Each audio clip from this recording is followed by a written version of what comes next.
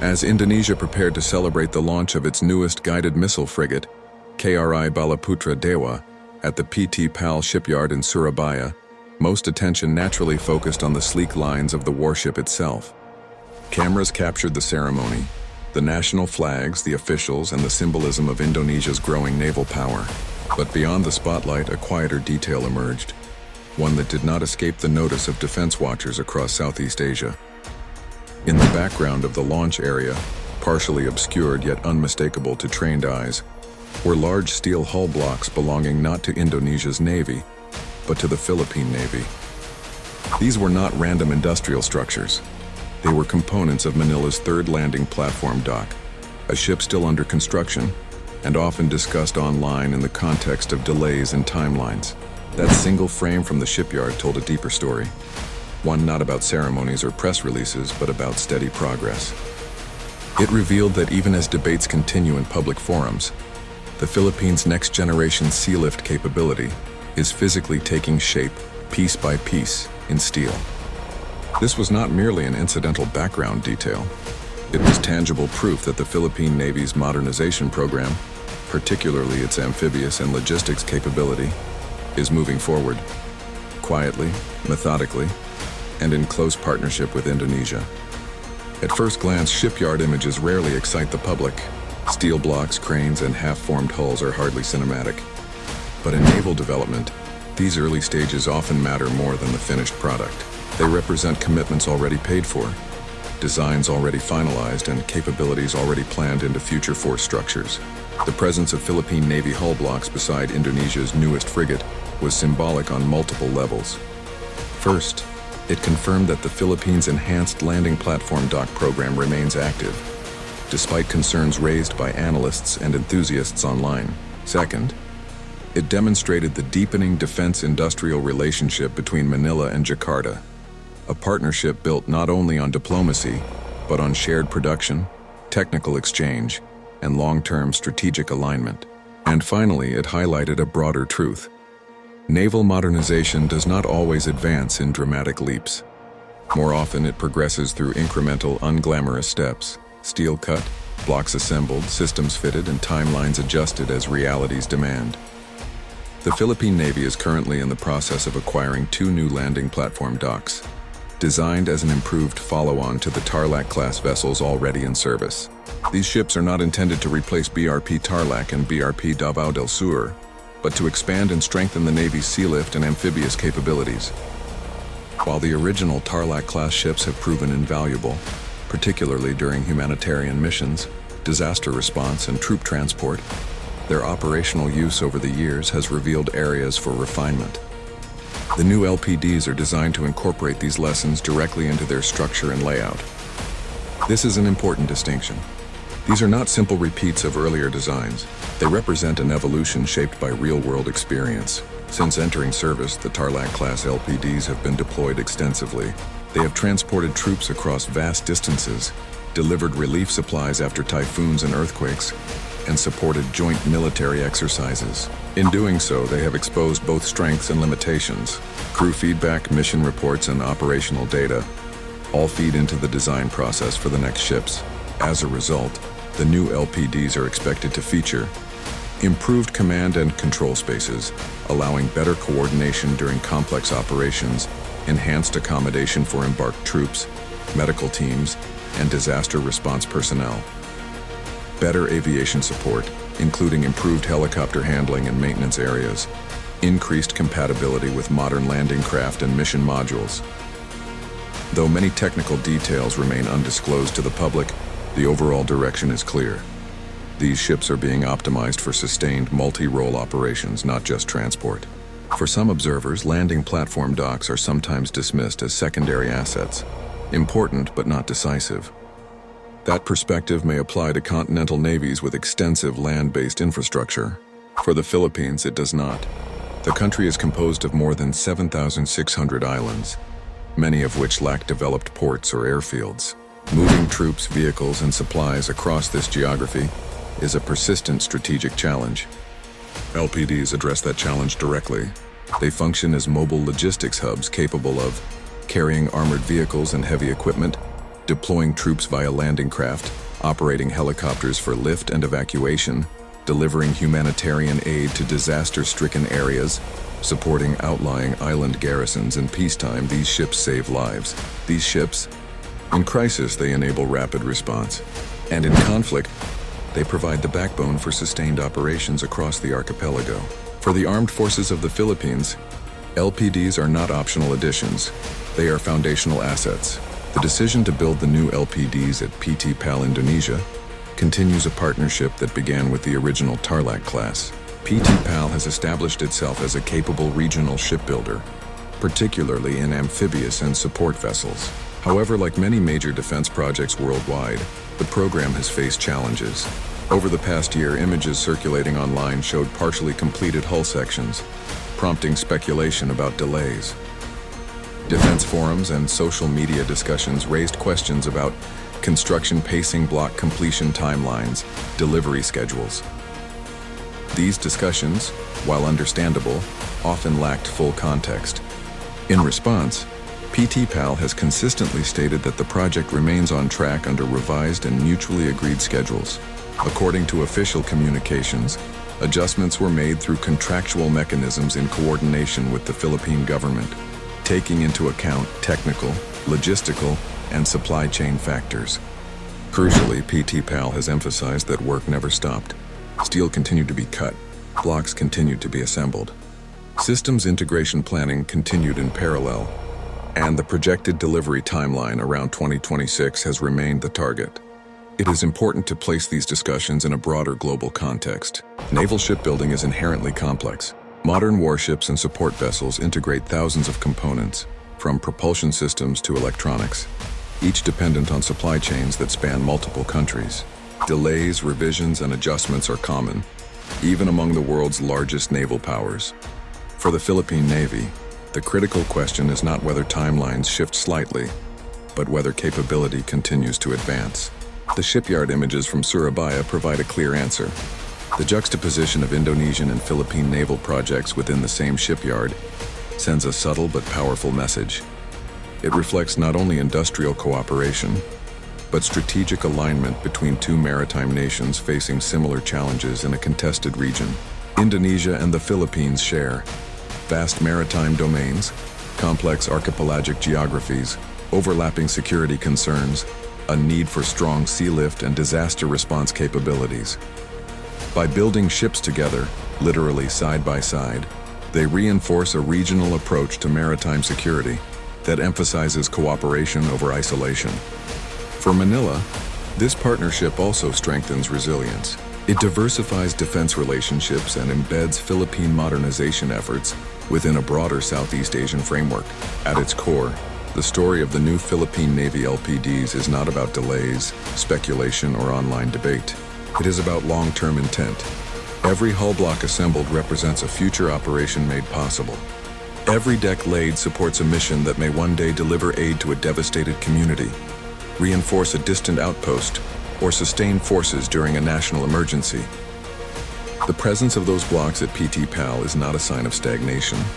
It is evidence of motion, slow, deliberate, and purposeful. And as the first part of this story closes, one thing is clear. The Philippines is not standing still. To understand why the Philippine Navy continues to invest heavily in landing platform docks, it is necessary to look beyond ship counts and tonnage. These vessels are not designed to dominate enemy fleets or project firepower in the traditional naval sense. Instead, they are about reach, the ability of the state to be present, responsive, and effective across its entire maritime territory. For an archipelagic nation, reach is power. Without large sealift platforms, even the most capable land forces become geographically constrained. Roads end at coastlines. Airlift, while fast, is limited by payload and weather. LPDs bridge this gap. They allow the armed forces of the Philippines to move not just people, but capability itself.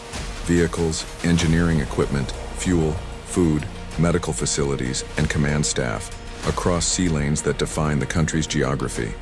This is why the new LPDs are being designed not as single-purpose transports, but as multi-mission platforms, capable of sustained, independent operations. Few countries face the scale and frequency of natural disasters that the Philippines does. Typhoons, earthquakes, volcanic eruptions, and flooding are recurring realities. Over the years, the Tarlac-class LPDs have repeatedly proven their value during such crises. They have served as floating command centers, mobile hospitals, transport hubs for relief goods, platforms for helicopter-based evacuation. These missions revealed important lessons. During large-scale disasters, coordination becomes as critical as transport. Communication spaces must be flexible. Medical areas must scale rapidly.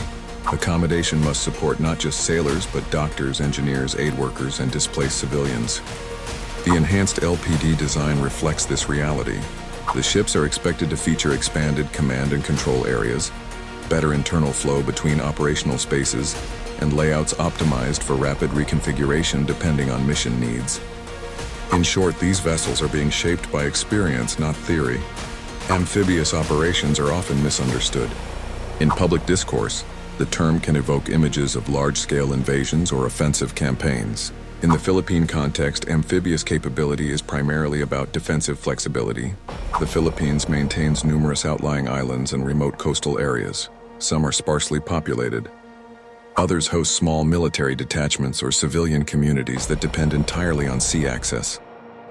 LPDs allow the armed forces to reinforce isolated garrisons, rotate troops efficiently, deliver supplies without relying on fixed ports, maintain presence without escalation.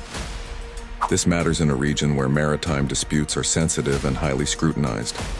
LPDs provide options that are visible but non-provocative, reinforcing sovereignty through logistics and presence rather than overt force. Another defining feature of the new LPDs is the emphasis on interoperability. Modern military operations rarely occur in isolation.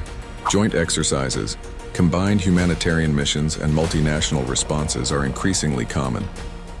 The Philippine Navy has participated in numerous regional and international exercises, often operating alongside allies and partners with different equipment standards and procedures. These experiences have informed the design evolution of the new ships. Expected improvements include better compatibility with a wider range of landing craft, aviation facilities adaptable to different helicopter types, communication systems aligned with regional and allied standards. This interoperability extends beyond hardware. It shapes how spaces are arranged, how information flows, and how quickly a ship can integrate into a larger task force. The choice to continue working with PT PAL for the new LPDs was not accidental. It reflects a strategic preference for continuity. By building successive classes of ships with the same partner, the Philippine Navy benefits from familiarity with design philosophies, reduced learning curves, easier incorporation of modifications, stronger oversight of construction quality. PT PAL, for its part, has accumulated institutional knowledge from the earlier builds. This allows refinements to be implemented more efficiently, even when schedules require adjustment. In naval construction, continuity often translates into long-term reliability. Public discussion around the LPD project has often centered on timelines. Delays, whether real or perceived, tend to attract attention. But focusing solely on schedule adjustments risks missing the larger picture. Defense procurement is not a race. It is a balancing act between urgency, quality, budgetary discipline, and strategic alignment. Rushing delivery at the expense of design integrity or system integration can result in platforms that underperform throughout their service life. From this perspective, schedule revisions, when managed transparently and contractually, can be signs of responsible program management, not failure. PT PAL's statements emphasize that the delays were addressed through agreed mechanisms and continuous coordination with Philippine authorities. Construction milestones were recalibrated, not abandoned, and critically, physical progress continued. The hull blocks visible in the Surabaya shipyard serve as a counterpoint to speculation. They represent sunk costs, committed resources, and irreversible momentum. Unlike announcements or concept art, steel blocks cannot be walked back. Once built, they anchor the program firmly in reality. For defense observers, these visible components offer reassurance that the project is not stalled in paperwork or debate. It is moving forward in the only way that ultimately matters, materially. It is easy to associate sovereignty with patrol vessels, fighter jets, or missile systems. But sovereignty is just as dependent on logistics. A state that cannot sustain its forces in remote areas cannot credibly claim control over them. LPDs underpin this sustainment. They enable long-duration deployments, persistent presence in distant waters, rapid response to emerging situations. In this sense, LPDs act as force multipliers. They enhance the effectiveness of every unit they support, from infantry battalions to disaster response teams. Naval vessels communicate messages even when silent. Their presence, movement, and construction all convey intent. The fact that Philippine Navy hull blocks are being built alongside Indonesia's newest frigate carries symbolic weight. It suggests parallel trajectories of modernization. It reflects mutual trust, and it underscores a shared recognition of maritime realities in Southeast Asia. This is strategic messaging without speeches or press releases, delivered through steel, cranes, and shipyard schedules. While delivery remains projected for around 2026, the period leading up to commissioning is just as important. Crew training, doctrine development, and integration planning will shape how effectively these ships are used once operational. The Philippine Navy has the advantage of prior experience with LPD operations. This institutional knowledge reduces the gap between delivery and full operational capability. By the time the new ships enter service, they are expected to slot seamlessly into existing fleet structures, enhancing rather than disrupting operational patterns. In an era dominated by headlines and online debate, quiet progress often goes unnoticed. Yet it is this kind of steady, deliberate modernization that tends to endure. The LPD program exemplifies this approach. It does not rely on dramatic announcements or exaggerated claims. Instead, it advances through planning, partnership, and persistence. Each completed block, each fitted system, and each resolved challenge brings the Philippine Navy closer to a more resilient and adaptable force. As construction continues and discussions evolve, the true impact of the new LPDs will only become clear once they are deployed. Their value will be measured not in shipyard photos, but in missions completed, lives saved, and options preserved. In the final part of this story, the focus will shift to what these ships ultimately represent for national defense, regional stability, and the future of Philippine maritime power. Naval vessels only truly come alive once they leave the shipyard and enter operational service. Until then, they exist as potential, steel shaped by intention, technology waiting for purpose. The new landing platform docks being built for the Philippine Navy are no exception. Their real significance will emerge not during their launch ceremonies, but in how they are used in the years that follow. When these ships finally join the fleet, they will immediately expand the Navy's operational envelope. They will allow commanders to plan missions that were previously difficult, risky, or logistically constrained. This transition, from construction project to active capability, marks the culmination of years of planning, negotiation, and industrial effort. Modern defense planning is as much about options as it is about firepower. The presence of capable sealift assets gives decision-makers flexibility. It allows responses to be scaled, calibrated, and sustained. With additional LPDs, the Philippine Navy gains the ability to deploy forces to multiple locations simultaneously, sustain operations over longer periods, shift assets rapidly in response to changing situations, support joint operations with other services.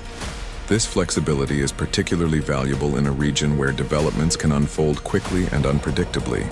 The ability to act decisively, without overcommitting or escalating unnecessarily, is a strategic advantage in itself.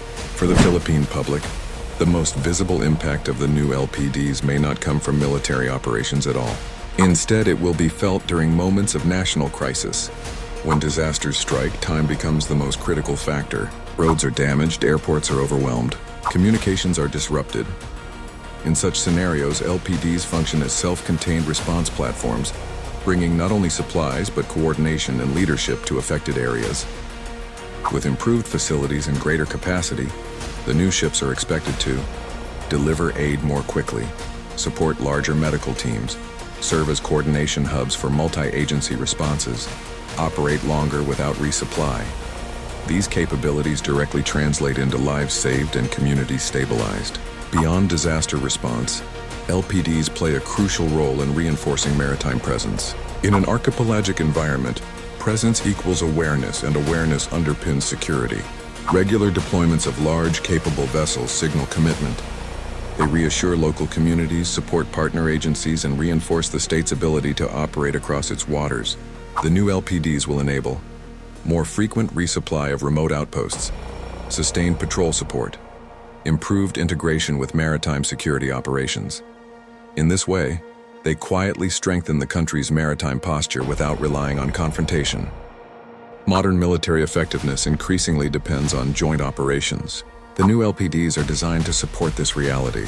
They provide spaces where naval, ground, and air components can operate together. Command centers aboard these ships allow planners to integrate information, coordinate movements, and adapt in real time. This joint capability enhances amphibious readiness, inter-service coordination, interoperability with allied forces. Over time, these ships will likely become focal points for training and exercises, shaping doctrine as much as executing it.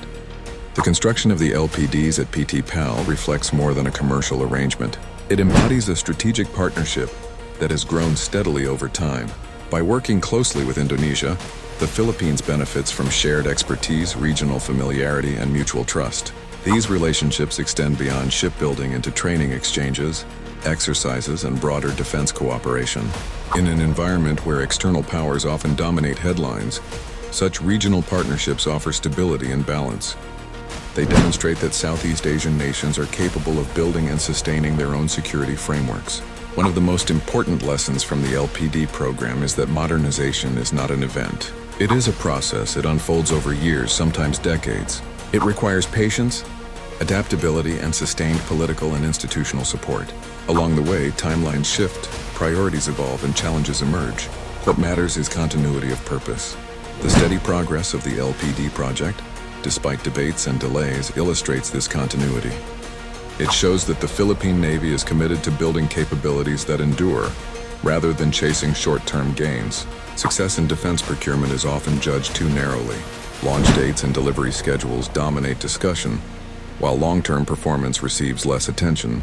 Yet the true measure of these LPDs will be found in their availability during crises, their reliability over years of service, their adaptability to new missions, their contribution to national resilience. If they perform as intended, minor schedule adjustments during construction will fade into irrelevance. The sight of Philippine Navy hull blocks in a foreign shipyard may not inspire dramatic headlines, but it carries quiet significance. It shows that modernization is happening in tangible form. It reminds observers that progress does not always announce itself loudly. Sometimes it advances through cranes lifting steel, welders sealing joints, and engineers refining systems, day after day. These physical realities anchor strategic ambition and material fact. As the Philippine Navy looks ahead, the new LPDs will form a critical part of a more balanced fleet. They complement surface combatants, patrol vessels, and air assets by providing the logistical backbone that ties everything together. With these ships, the Navy becomes more mobile, more responsive, more resilient. This resilience is essential in a security environment characterized by uncertainty and complexity. The story of the Philippine Navy's new landing platform docks is ultimately a story of quiet determination. It is about choosing capability over spectacle, partnership over isolation, and long-term value over short-term headlines. It is about understanding that national defense is built not only through weapons, but through the systems that support people, presence, and persistence.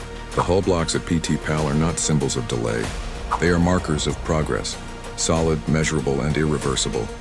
And when these ships finally sail under the Philippine flag, they will stand as proof that modernization, when pursued steadily and thoughtfully, delivers more than ships. It delivers options, resilience, and confidence in the nation's ability to meet whatever challenges lie ahead. If you found this analysis informative, don't forget to like, share, and subscribe for more in-depth coverage of Philippine defense, naval modernization, and regional security developments. Thank you for watching, and I'll see you in the next video.